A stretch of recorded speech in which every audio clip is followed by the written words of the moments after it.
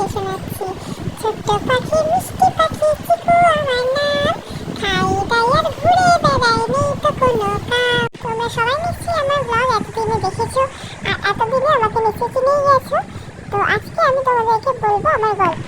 না না থাক, আমার গল্পটা তোমরা ওর মুখ থেকেই শোনো। চিকুর আমাদের 1 মাস বয়স হয়েছে। আমাদের কাছে চিকু আছে 1 মাস প্রায় হয়ে গেল, কিন্তু ওর জন্য ঠিকঠাক থাকার ব্যবস্থা হয়নি।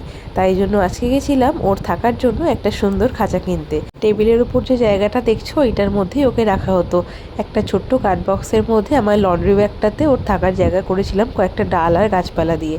আর এখন ওর নতুন থাকার জায়গা এসেছে, তাই জন্য ওকে এখানে বসিয়ে দেখছিলাম যে ওর কেমন লাগে। কিন্তু মহারানী তো সেখানে থাকবে না, ও তো গায়ে গায়ে ঘুরে বেড়াবে। আর এখন তোর খাবার টাইম হয়ে গেছে, তাই জন্য ও উড়ে উড়ে তো খেতে চলে আসছিল। তো ওর জন্যই খাঁচাটার মধ্যে কয়েকটা সুন্দর জিনিস বানানো হবে, যাতে খাঁচাটা একটু দেখতে সুন্দর লাগে আর ওরও থাকার জন্য উপযুক্ত হয়। খাঁচাটার মধ্যে কয়েকটা জিনিস দিয়ে খুব সুন্দর একটা ঘর তৈরি করা হয়েছে, যাতে ওখানে থাকতে ওরও ভালো লাগে। আর ও কিন্তু ঘরের প্রত্যেকটা জিনিস নিয়ে খুব ভালোভাবে খেলে। আর আজকে ফার্স্ট টাইম ও স্নান করছে। ওকে যখন প্রথম আমরা নিয়ে আসি তারপর থেকে এখনও পর্যন্ত ওকে স্নান করানো সাহস পাইনি।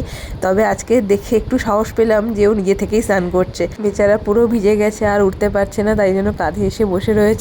যাই হোক, আমরা তো বেশ এনজয় করলাম ব্যাপারটা। দেন একটু শুকিয়ে যাওয়ার পরেই তো শুরু হয়ে গেল ওর খেলা। আরও কিন্তু আমাদের সাথে খেলতে খুবই ভালোবাসে। আর এতক্ষণে ভিডিওটা দেখে তো তোমরা বুঝেই গেছো যে চিকু আমাদের সাথে নিজেকে পুরোপুরিভাবে অ্যাডজাস্ট করে নিয়েছে।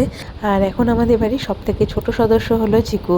আর ওকে নিয়ে কিন্তু আমরা খুবই আনন্দে আছি। তোমাদের সাথে আবার কোনো একদিন পরের ব্লগে শেয়ার করব ও আর একটু বড় হলে। ততদিন পর্যন্ত চিকুর গল্প আমি এখানেই শেষ করছি। ডিম ফুটে বাচ্চা হওয়ার পর থেকে চিকুর এতটা বড় হয়ে বেড়ে ওঠা পর্যন্ত সব কিছু যদি তোমরা দেখতে চাও তাহলে আগের পার্টগুলো গিয়ে দেখে আসতে পারো। চলো টাটা।